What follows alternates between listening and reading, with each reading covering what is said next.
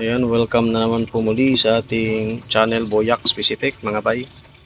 So nandito naman tayo muli no, para sa bagong video na gagawin natin. So andito tayo ngayon, kaharap natin yung ating PC kasi ito na yung sinasabi nating schematic diagram ng ating DIY na speaker protect, no? Kung sino man yung naka panood last doon sa ating video yung ginagawa na speaker protect. So ito na yung schematic diagram na ginawa natin. So, bali ni-research natin at ginawa, no. Yan. So dito ko ginawa yung ating schematic diagram ng ating speaker protect. So ginawa natin noon ay nag-research, no. Nag-research tayo para makakuha ng isang schematic diagram. So yun nga, no. Nilagay natin sa tinis natin sa ating breadboard. So ayan, so nagawa ko ng mga bay. So i-share ko lang, pakita ko lang sa inyo dito sa website na to, na dito ko ginagawa yung mga DIY ko. Ayan, so i-open natin yung folder na kung saan nandun yung ating schematic diagram. Ayan. So sa website na to marami nang gumagamit ito, no. So ito siya. Hindi ko ma-zoom kasi hindi mouse yung ginagamit natin dito. Ayan. So maliit, hindi masyado maklaro. Ayan. So bali try ko na lang gawan to ng PDF. Baka may mga gustong gumawa, no. So bali ang gagawin natin ngayon ay i-print natin to. So ayan siya. Bali, no, ang una ay ipapakita natin yung arrangement ng ating mga pyesa, no? So hindi siya kalayuan sa pinagkunan natin ng reference dito, no? Yung arrangement. So ito yan, no. So iba lang yung relay na ginamit ko dyan kaysa sa original na pinagkunan natin ng reference. Yan. So ito siya. Ito yung pinaka board niya. Yan. So ayan siya. May relay. Tapos yung kanyang mga iba pang components, ano, mga resistor, transistor, capacitors. Ayan, diodes. So sunod naman natin gawin ay i-open natin yung pinaka 3D nya. Tingnan natin sa 3D nya kung ano yung itsura nya, kung baga magawa na natin.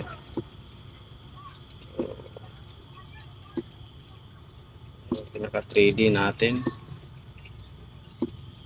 So ayan siya. Yan yung kanyang magiging itsura, mga bay. So top overview. Ayan. Top view tayo. View. Tapos sa ilalim, ayan yung ilalim. So hindi lang maganda yung paglalagay ng butas para sa ating, pero okay lang, ano.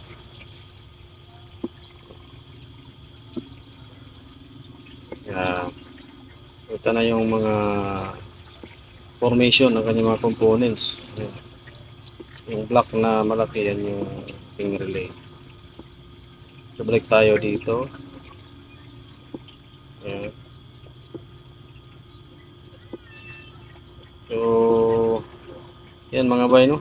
Kung may bala kayong gumawa ng isang DIY, pwede na dito sa website. Gawin natin, i-export natin to. Gawa tayo ng PDF file niya. So, dito, gawin muna natin yung pinaka ano niya, yung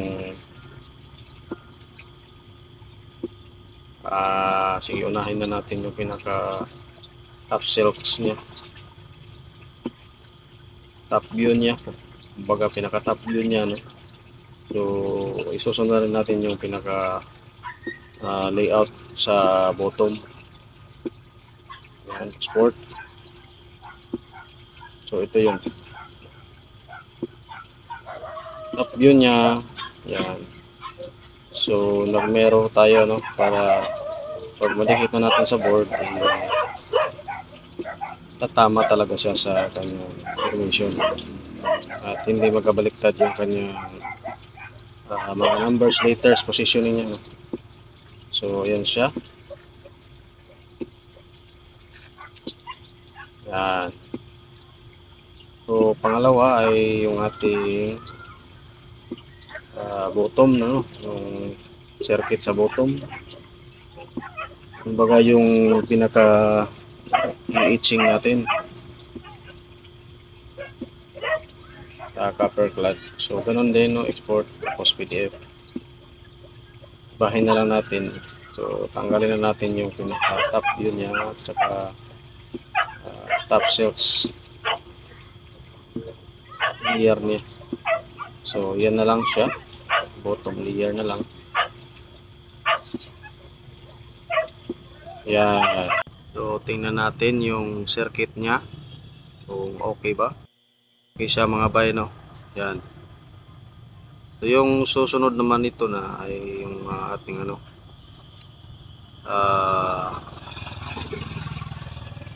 print natin. So hanap tayo ng mag-print kasi wala akong pang print dito, no? So bali sa ngayon ito lang muna mga bay, ito lang muna.